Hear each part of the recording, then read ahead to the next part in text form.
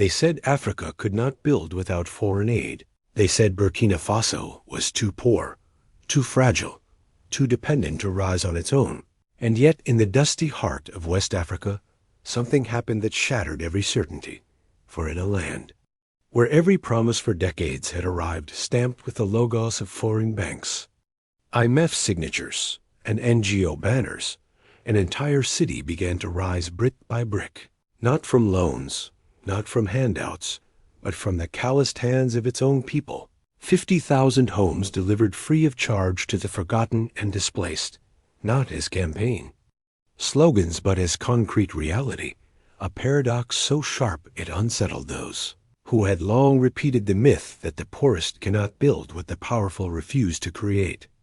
And though Western media turned its face away, the story spread like wildfire through WhatsApp videos, crackling radios, and word-of-mouth children running into rooms with real windows, grandmothers clutching keys like medals, young men once hawking water bottles, now mixing cement as volunteers, and stamped into every wall was an unspoken declaration: our hands, our life, our future.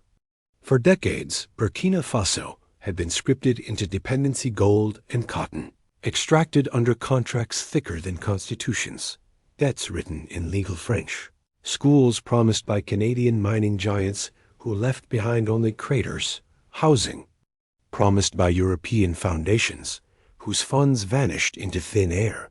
Billions in aid poured in, while 40% of the nation still lived below the poverty line, proving aid was not charity, but architecture, designed to keep survival tied to waiting. Waiting for loans with impossible interest, waiting for relief during elections, waiting for permission to dream.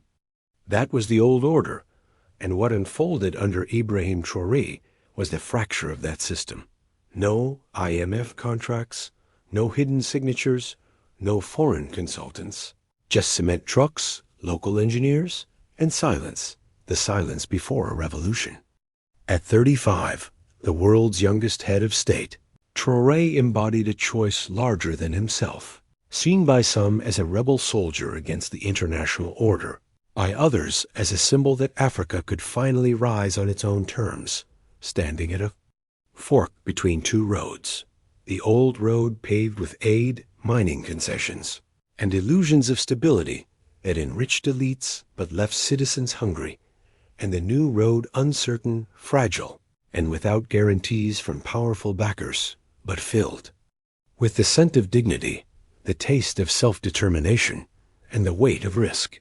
And when Traoré's words echoed on community radios, they said we could not survive without them. We proved that we can.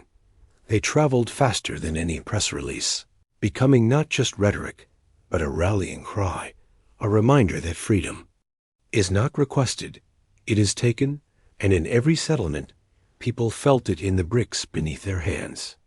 Walls turned to homes, homes to neighborhoods, neighborhoods to cities. And within months, over 20,000 families had moved into real housing. Crime in new districts dropped by 30%. Schools sprouted without a single consultant. Community nurses volunteered in makeshift clinics. Women freed from daily struggle began baking bread, weaving cloth, teaching children. And for the first time, survival was not borrowed. It was authored. Aminata, an 82-year-old widow, received the first key, held it like a sacred relic, walked across the threshold of her new home, and wept. That single image traveling across Africa faster than any satellite channel, proof its sovereignty was. Not a speech, but a door, a roof, a key. Issa, once a street vendor, became a builder, then a community leader, and when asked by a diplomat who financed the project, he replied with words sharper than steel: with our hands, not with debt.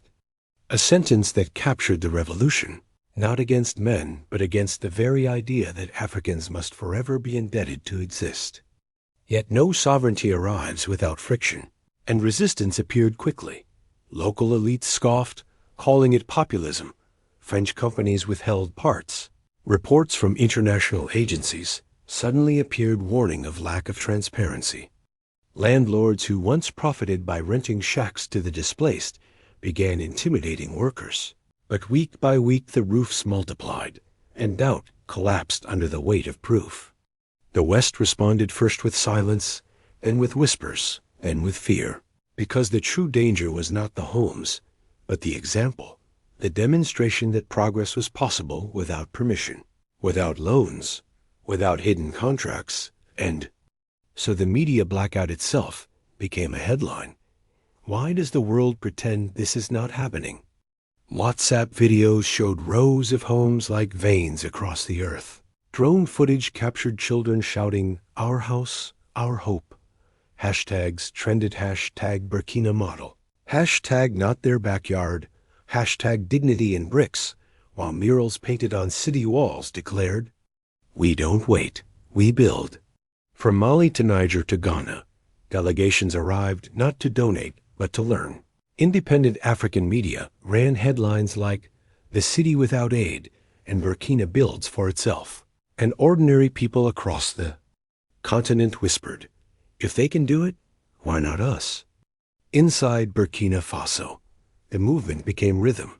Men wept openly as families left shacks for real homes. Women tied red cloths as symbols of solidarity. Children painted walls with the word sovereignty, not as an abstract summit idea, but as running water, electricity, bread baked in local ovens. Volunteers turned builders, builders turned teachers, teachers turned healers, and without foreign logos, without foreign signatures, life itself began to organize. Then came the moment of thunder. On a simple wooden stage, with no teleprompter and no international press, Traoré declared, "We are not anyone's backyard. We are the architects of our own future." And his words were tattooed on arms, painted on walls, sung in markets, carried by radios, repeated in classrooms, a continental echo that refused to die. And so what began as 50,000 homes became a manifesto, recited in 6 languages, spreading across borders, reshaping politics, challenging a system built on waiting. The world looked on nervously, because the poorest had done what $1 trillion corporations and international lenders said was impossible. Building not just houses but dignity, not just walls but sovereignty, not just a city but a future authored without permission. This was no longer about Burkina Faso. It was about every nation told to wait, every people forced to survive independency, every society told freedom was impossible. And as the bricks rose higher, so did the question that could no longer be silenced. If Burkina Faso can break free, who else might follow? And how long can the old order survive when the forgotten decide to build instead of beg?